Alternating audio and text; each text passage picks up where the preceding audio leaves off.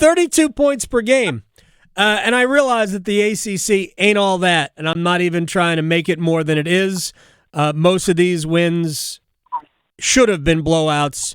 But the fact that they were such blowouts, what does that tell you about Duke's approach at this point? Yeah, I was talking about this last night with the guys, Adam, how they kind of maintain this momentum when you're blowing out team by team. But Sion James had a good point. He said, look, it's the standard. Whether we're up 40 points or 40 points, we walk into a game and it's not like, hey, let's win by this number. We say let's challenge ourselves possession by possession to improve and do what we're supposed to do and trust that the outcome will be what it is. And what it's been is, like you said, almost 32 points per game average margin of victory. Not too bad. No, not too bad. I do want to dig into what we saw last night, especially from Cooper Flagg. That's hard to do, though, isn't it? When you're so much better than the other team, it's hard. It's hard to keep your level of, your attention to detail, because they could play a B-plus game, and they could have played a B-plus game last night, won by 20. But how do you get to a point where that is unacceptable? Yeah, it's a good question, Adam. I mean, these guys seem to be so locked in no matter who they're playing. They want to just stay on this path and put that sixth banner up in Cameron Indoor Stadium. That's been the focus all year. That's been the goal. So whoever's in their path, they're like, well, let's steamroll this team and keep it going. Okay, another team to steamroll. Thanks for playing.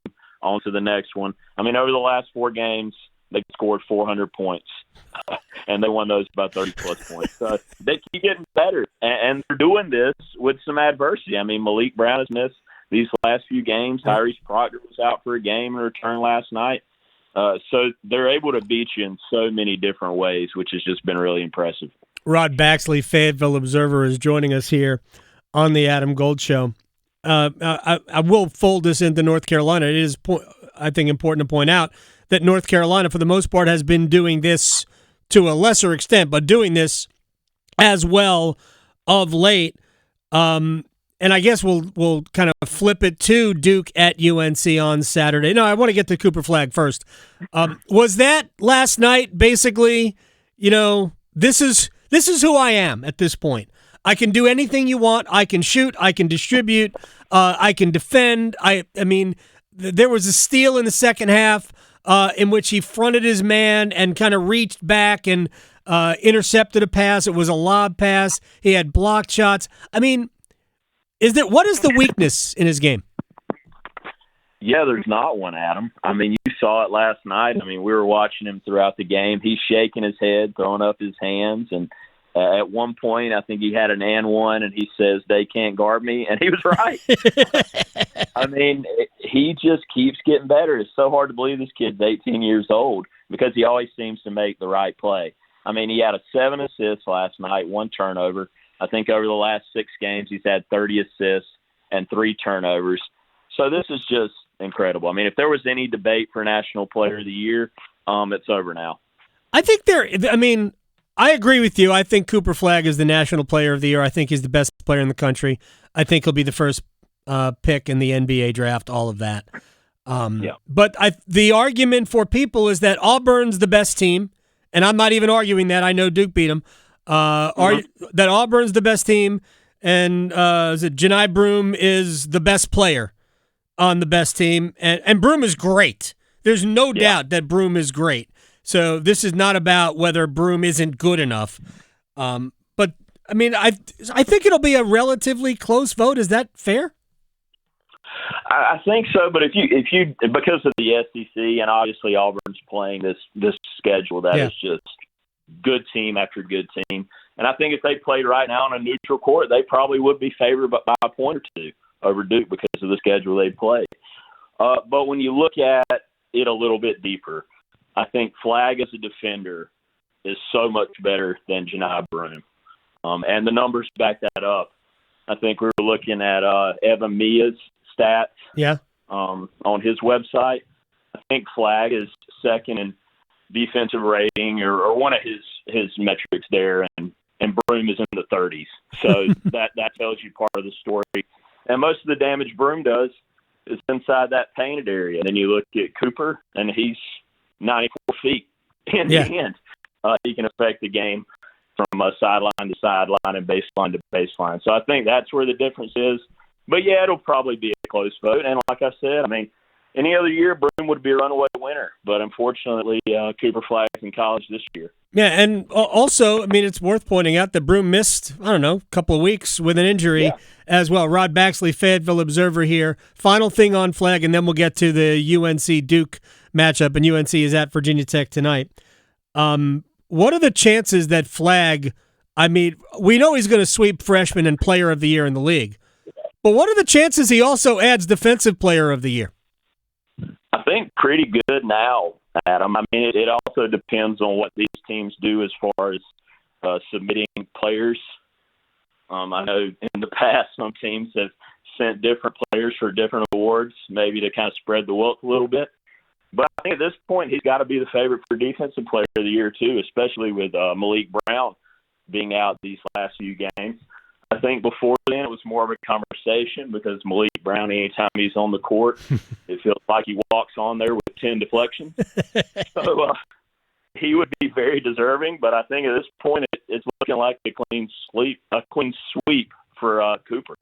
That would. I can't remember the last time it might have never happened. I really don't know that anybody was ever rookie player and defensive player. Can he also get sixth man? No, he can't because he starts. We have a sixth man of the year award now in the ACC. Rod Baxley, Fayetteville Observer, is joining us here on the Adam Gold Show. All right, North Carolina. I mean, I'm going to go on the assumption they do the business at Virginia Tech tonight. They have to. There's no option for them.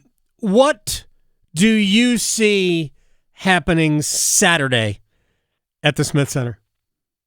I mean, I'm hoping for a good game, Adam. You never know in this rivalry. Right. As we've seen time and time again. But it's just such a bad matchup for the Tar Heels. There's not a lot of paths to victory if you're trying to break it down.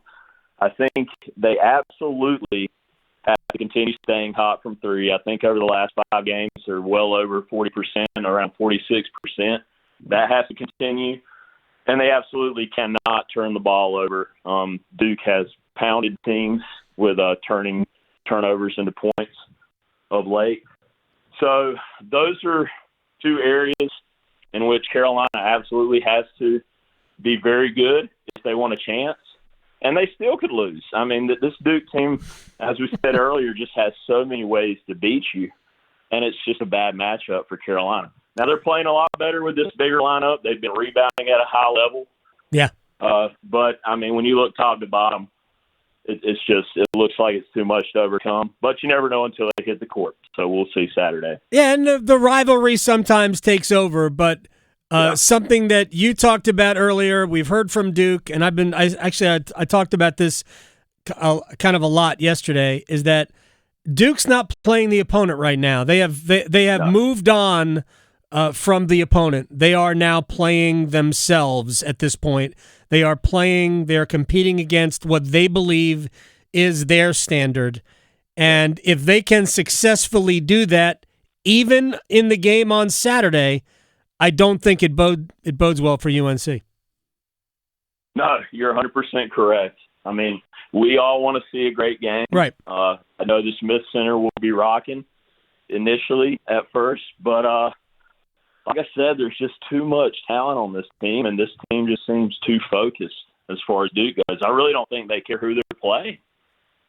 They're just like, okay, let's get out there and play and see what happens and move on to the next opponent. There's such a singular tunnel vision focus there with what they're doing.